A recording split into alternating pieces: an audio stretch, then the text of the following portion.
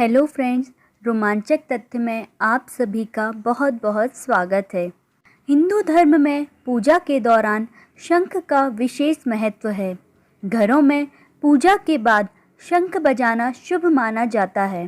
कहते हैं कि घर में पूजा के दौरान शंख बजाने से सकारात्मक ऊर्जा का प्रवाह होता है। पूजा घर में शंख रखना और बजाना युगों युगों से चला आ रहा है। सिर्फ पूजा अर्चना के दौरान ही शंख का इस्तेमाल नहीं किया जाता, बल्कि इसे घर पर रखने के भी कई लाभ हैं।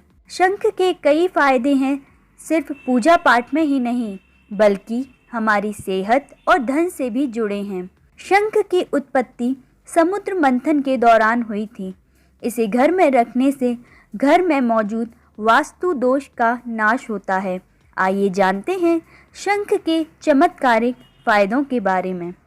धार्मिक ग्रंथों में उल्लेख है कि भगवान विष्णु और माँ लक्ष्मी दोनों ही शंख धारण करते हैं। कहते हैं कि जिस घर में शंख होता है वहाँ इन दोनों की कृपा बनी रहती है।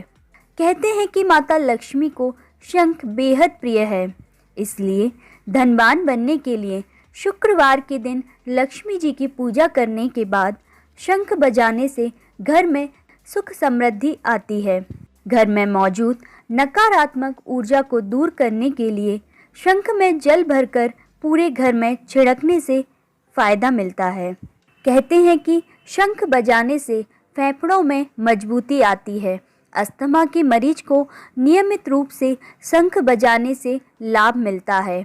कई चिकित्सक भी अस्थमा के मरीजों को शंख बजाने की सलाह भी देते हैं। इतना ही नहीं, हड्डियों संबंधित समस्या से पीड़ित लोगों को शंख में रखा हुआ पानी पीना चाहिए।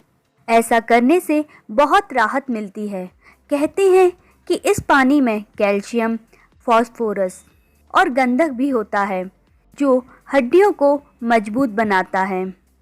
ऐसी भी मान्यता है कि जिन घरों में वास्तु दोष मौजूद होते हैं, वहां नियमित रूप से शंख बजाने से वास्तु दोष नष्ट होते हैं।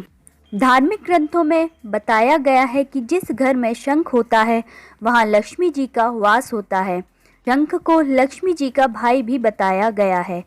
शंख की गिनती समुद्र मंथन से निकले 14 रत्नों में होती है। वैज्ञानिकों का भी मानना है कि शंख की आवाज़ से वातावरण में मौजूद जीवाणुओं, कीटाणुओं का नाश हो जाता है और हमारे आसपास सकारात्मक ऊर्जा का प्रवाह होता है। फ्रेंड्स, हमारे मन में कई बार सवाल भी आता है कि पूजा घर में शंख कैसे रखें। घर में हमेशा 2 शंख होने चाहिए। एक शंख से भगवान की पूजा, उनका अभिषेक वगैरह किया जाता है और दूसरे को बजाया जाता है। ध्यान रखें कि पूजा घर में एक ही शंख रखा जाए। पूजा में इस्तेमाल किए जाने वाले शंख को हमेशा पानी भरकर रखना चाहिए।